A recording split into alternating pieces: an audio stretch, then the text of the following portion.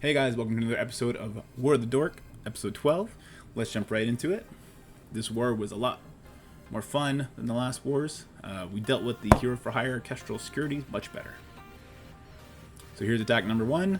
And we're looking at 220k punch down my astonishing X-Men into an Infinity Watch team. Of course, no Adam Warlock, Minerva in their place. First thing I'm going to do is I'm going to take out the Minerva because she does not spawn with defense up. After that, we'll go for the Moondragon simply because she doesn't have red stars and she's going to be easy to chop down. I do not think that'll be the case when this team is actually fully released.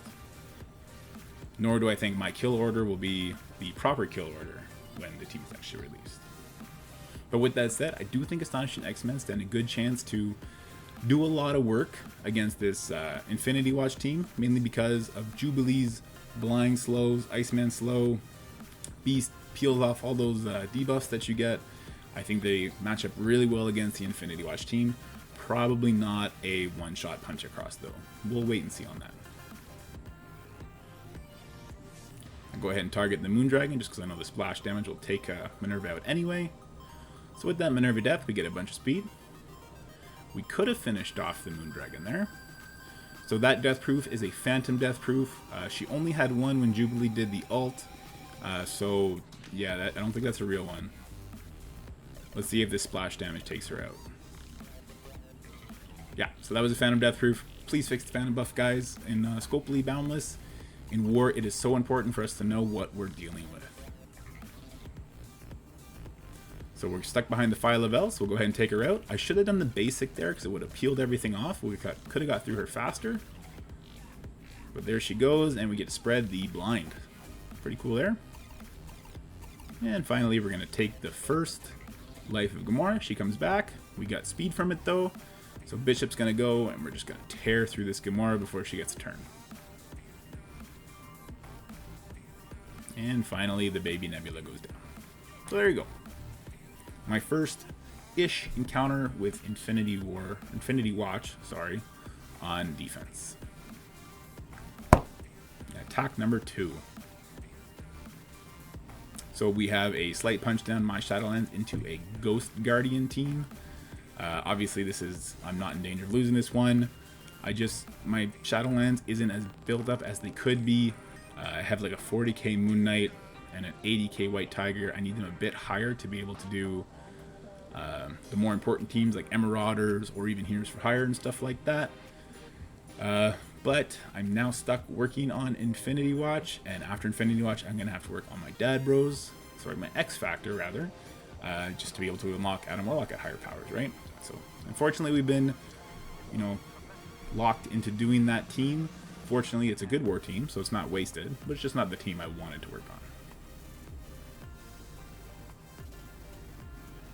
on. And there they go. So quick, easy one. I don't mind doing that because I have much stronger teams than Shadowlands.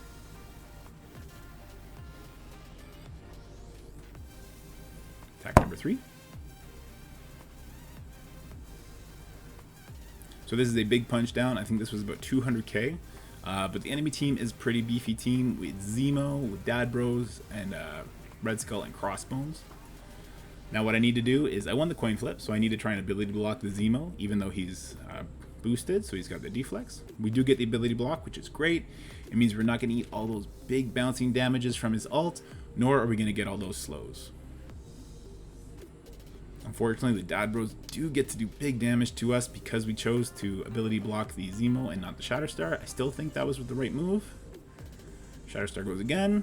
We lost our Psylocke before she could throw all the debuffs back, but they activated Dark Phoenix, which takes out all the Hydra minions, and then we get to special here, heal up, do a bunch of damage, and now Zemo's so close to dead, we're just going to go love tap him in. Red Guardian will finish it up by ability blocking the long shot and taking Zemo out with the splash damage. There you go. Now, even though we have defense down on Shatterstar, we're not going to take that bait. We are going to finish off this long shot. Once you take out one of the Dadbros, their kit kind of falls apart, which is great. So there we go. Here we should have finished off the Red Skull because he's going to summon again, but I just went to the Crossbones just because I didn't see defense up on him. This is going to be just fine, though.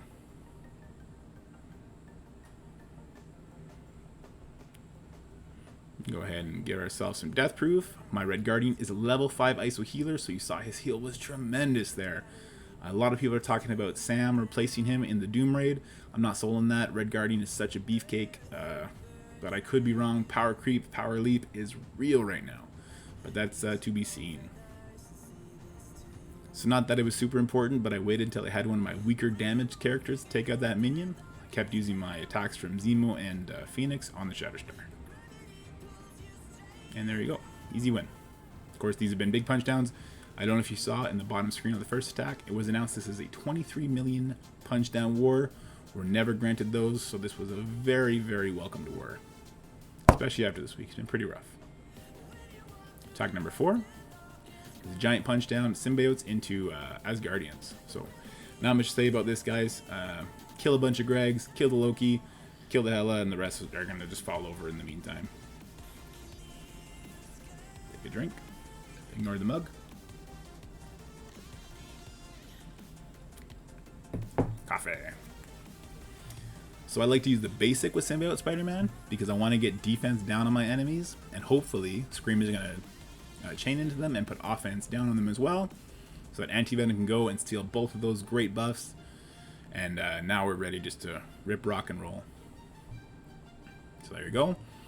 We have zero concern about Thor doing his passive there once we have defense up, especially on this punch down, but I've done this matchup on a 150k punch up, and Thor doesn't even scratch you when you have that defense up on. So there you go. Do a big rewind on them, kill a bunch of Gregs so we get a bunch more speed, and I don't think the Asgardians get a turn after this.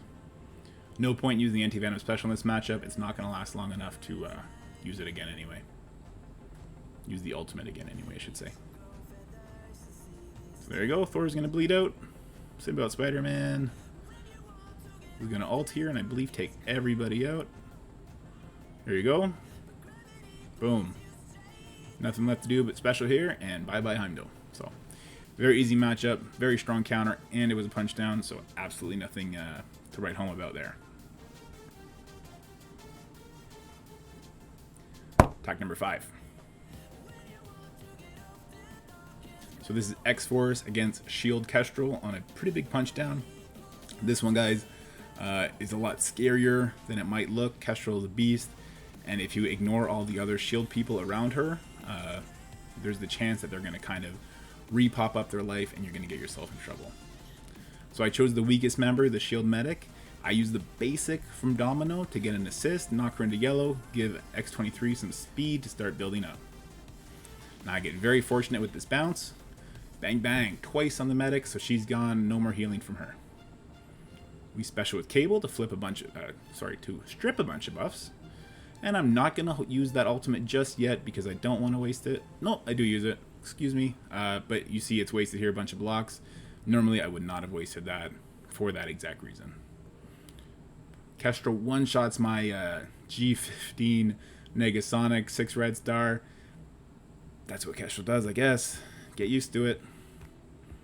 We got to stop Nick Fury from giving all those buffs and healing everybody up. So we get ability block on him. Good thing we did, because his turn was right after. There goes one minion. And Deadpool will go ahead and take out the Fury, so we're not worried about him specialing, which is great. We're stuck behind the taunt, so we got to get rid of that. Get pretty lucky here. I definitely could have lost this match had Kestrel not kept targeting my big X-23 who heals up. Could have been really bad. So I'm going to basic here because my Cable's not charged, so he gets charged, more speed back. And now, next turn, we're going to use his ultimate to finish off the Coulson. There you go. Deadpool's basic hits a bunch of times, so we're going to strip a bunch of death proofs off. And Cable love tap it in. Now, nothing left to do but deal with this Kestrel, which is no easy task. I was definitely worried about dying here. I'm checking which one does more damage there. I'm not sure that was the right call because of the multitude of attacks. The basic could very well be better. Special does a little bit of speed bar rewind, which is good. Do not put debuffs on Kestrel. You're just going to heal her more than you damage her. So you see there, we get pretty lucky with that choice of special. We're going to hold off on the ultimate.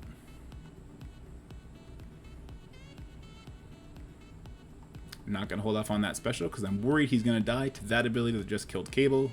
It's a good thing X23 wasn't chosen either, because that would have been instant death here.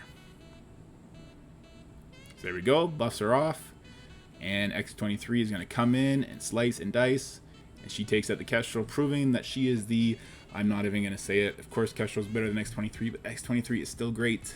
I do not regret bringing her to 6 red stars. I did that a long time ago though. Attack number 6. So this is a Silver Surfer Black Bolt Kestrel against Heroes for Hire with an enemy Kestrel. I have Falcon and Furia in this team. Falcon, just if he does reach his special, it's so much speed because of all these buffs, it's going to really help. I go ahead and put speed and defense up via the Fury special instead of trying to summon, because Kestrel's just going to eat those summons.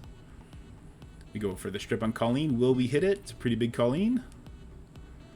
We do. Probably in part because of the cosmic hero allies we have. Falcon's so close to dying. I go ahead and I special this. I should have used the ult here to try and peel that offense up off of the enemy Kestrel, and I'm going to pay for it here. So here she goes, and my Kestrel's gone. Enemy Kestrel has striker bonus, so there goes my Kestrel. But we're going to be just fine. We get a bunch of speed from Falcon special, and we just got to finish off this Colleen. I get greedy and trying to go for the defense up peel. I go for the kill. That's fine. Silver Surfer goes next, and he finishes it up. I'm going to summon here, which is a waste. We talked about that earlier, but I was a little shook from my Kestrel getting one shot. But with the enemy Kestrel down, we're going to be just fine. And it's just a matter of peeling through these charges and getting by this now.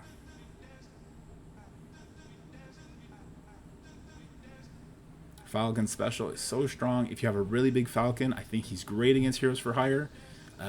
It's a 3 ability power, or ability energy, sorry, speed, and they have so much buffs all the time. It's just super good.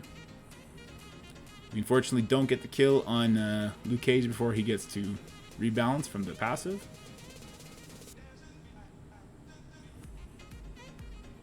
We're going to go ahead and steal a bunch of buffs from Iron Fist. Now please note that offense up is a Phantom buff. Scopely Boundless, please fix these Phantom buffs. A good way to know if something was a Phantom buff, unfortunately, it's after the fact. You'll see here when he rebalances, well, he has 2 different offense ups. So does Misty Knight. That's obviously unintended.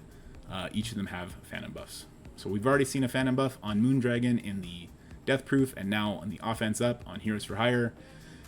Be careful with that in War, guys. I know War, the energy is so valuable that if you make a bad call based on perceived debuffs, it's super tilting. So try and keep an eye out for that kind of stuff. We got a charge strip, so go ahead and use that on Iron Fist. Hey look, that Luke Cage died over there even though he had Death Proof. Ugh. Phantom buffs galore.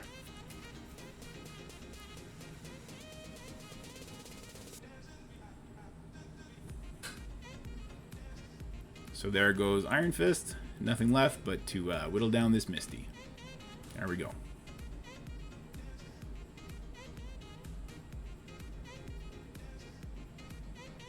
So there's the Heroes for Hire gone. And I think we do another Heroes for Hire back to back here. Yep, so this is my Infinity Watch Ultron Captain Marvel team against a baby Heroes for Hire team. This is more just to see how the order of operations goes on the opener, and it's not so bad, but you see here I make a misplay. You should open up with the Nebula Ultimate to give yourself a bunch of dodges. I don't. I'm going to eat a bunch of damage and bleeds for it, but we're going to be just fine anyway because Infinity Watch is such a strong counter to this team.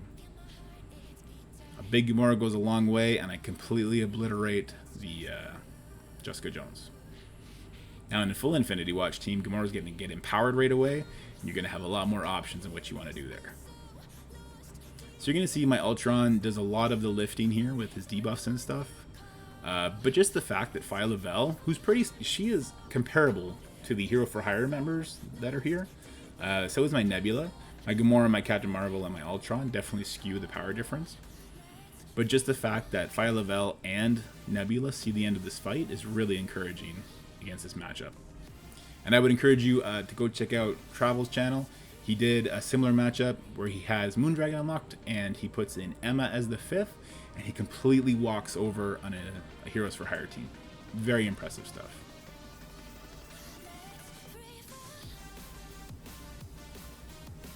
So there you go, working down this loot cage.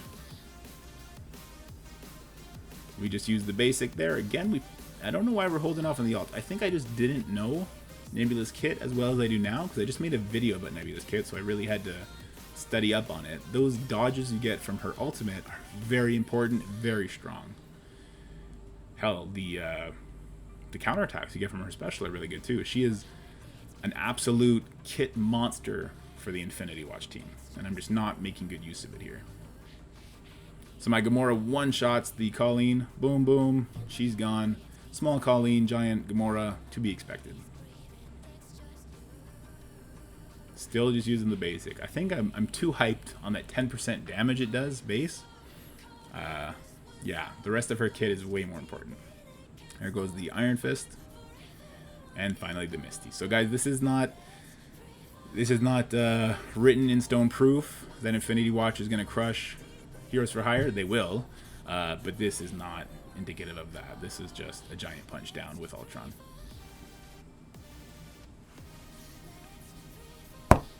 So here's attack number 8. Now this is also a giant punch down. I just couldn't find any teams worthy of my attack. 23 million punch down. They just didn't have much. This is Emmarauders with Ultron. I black order it just because, I mean, I'm running out of things to attack. Their base is almost dead at this point. So with Thanos, we instantly take out the Ultron. We're not worried about him whatsoever. And now it's just a giant black order against a medium Emmarauders.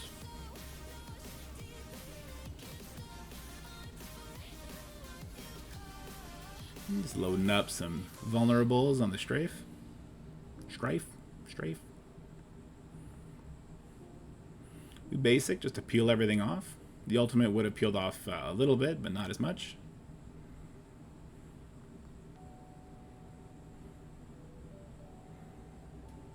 Strife does his taunt again.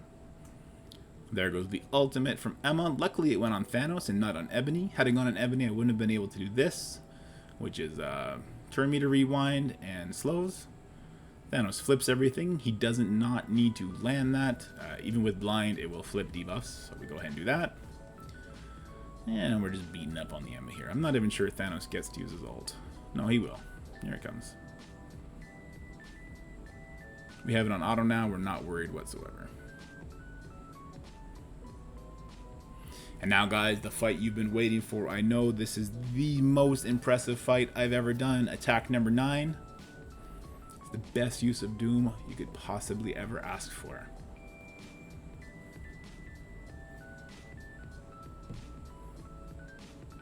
Come on. Any day now. It's what the people are waiting for. Here we go. Attack number 9. Nothing but shield minions left. Click, click, click, click, click, click, click, click. We're all fighting to get in there. So I know the question is, will I win this? I don't know why I didn't just hit special there. Oh, I just put it on auto. So yeah, if I hit special there, it would have been over much faster. Got some death proofs over there, so they both live. With the ultimate, because why not? Boom. Boom. We got 4 dooms to end this war. Woohoo! So it was really nice to get one in the win column for the week. Shout out to Mo Black. He did really good. He's got a big Heroes for Hire. Got him a lot of defensive wins. He deserves every bit of it, and he also killed it on offense. Here, I actually included our stats. Let me go ahead and show that. So you see Mo, 16 defensive wins. That's huge. 12 million damage. Mine not too shabby. Not as good as I usually do, but there wasn't many teams to take out. I'm more of an offensive tool than a defensive tool, but I still got 5, which is pretty good. Anyway, guys, I hope you enjoyed this. I hope you're having a good weekend, and I'll see you in the next war. Peace.